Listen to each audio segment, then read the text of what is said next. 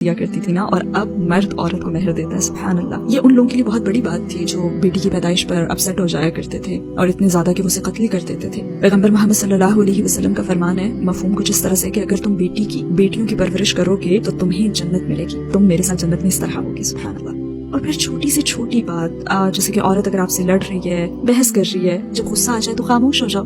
انہوں نے یہی کیا، وہ خاموش ہو جاتے، یعنی عورتوں کو بھی جذبات ظاہر کرنے کا موقع دیا. سبحان اللہ. کون سا دین آپ کو یہ باتیں سکھاتا ہے؟ میں ایسی بہت سی مثالیں دے سکتی ہوں مگر شاید پھر آپ کی ریکارڈنگ کبھی ختم ہی نہ ہو. یعنی آپ اسلام میں عورتوں کی حیثیت سے متاثر ہوئی اور اس کے علاوہ بھی کسی چیز نے متاثر کیا؟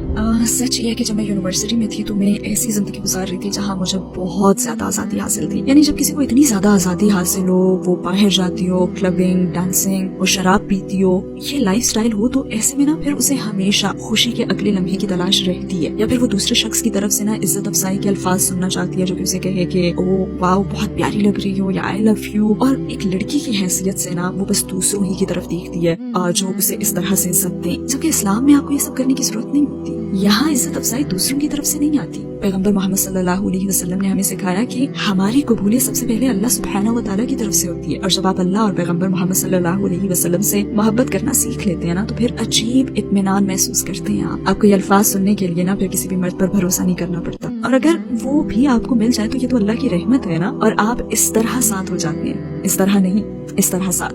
اللہ سبحانہ و تعالیٰ قرآن میں فرماتے ہیں کہ اس نے مردوں اور عورتوں کو برابر مگر مختلف بنایا.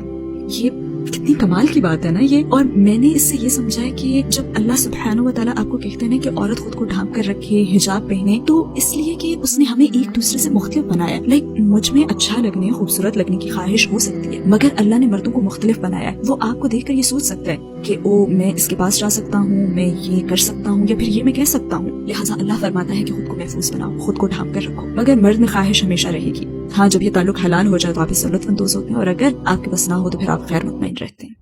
وہ کون سی بنیادی بات ہے جس نے آپ کو قائل کیا کہ اسلام ہی 100% سچ ہے؟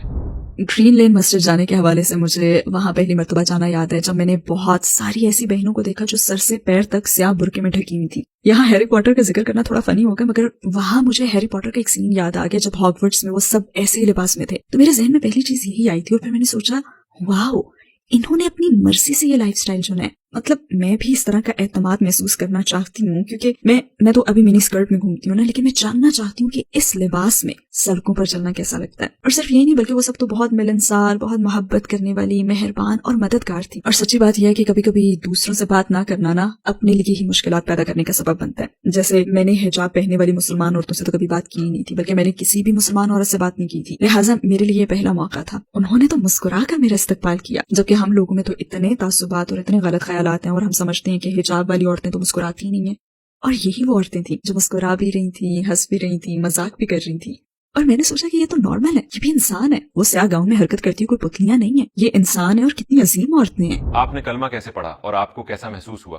میں نے اسی مسجد کے اپنے اگلے ہی وزٹ میں کلمہ پڑھ لیا تھا الحمدللہ. وہاں تقریباً 60 سے 70 لوگ تھے، اور اس وقت مجھ سے قریب ترین فرد جس نے مجھے کلمہ پڑھوایا تھا وہ اب بھی مجھ سے سب سے زیادہ قریب ہے الحمدللہ. لہٰذا کلمہ پڑھنے کا تو تجربہ بہت شاندار تھا. ویسے مجھے خوف بھی محسوس ہوا تھا، لیکن اچھا احساس تھا، بہت ہی اچھا احساس. مجھے کلمہ پڑھنا، غسل کرنا،